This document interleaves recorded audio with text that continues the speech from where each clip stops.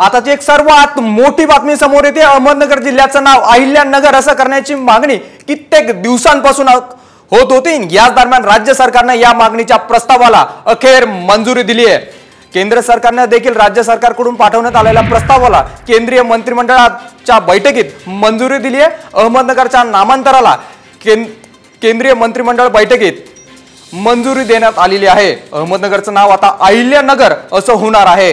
महसूल मंत्री राधाकृष्ण विखे पाटलांनी ही माहिती दिली आहे।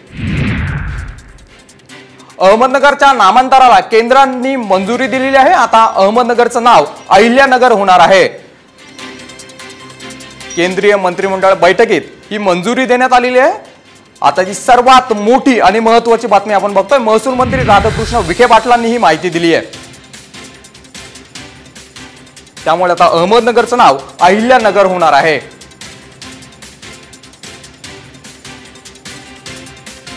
अनेक दिवसांपासून अहमदनगरचं नाव अहिल्यानगर करावं अशी मागणी होत होती आणि आता केंद्राने अखेर मंजुरी दिलेली आहे। नामांतराला केंद्राने मंजुरी दिलेली आहे। अहमदनगरचं नाव आता अहिल्यानगर असं होणार आहे।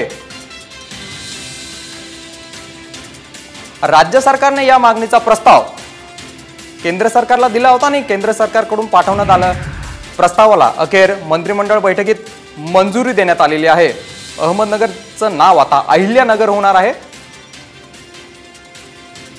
केंद्रीय मंत्रिमंडळाच्या बैठकीत मंजुरी देण्यात आलेली आहे।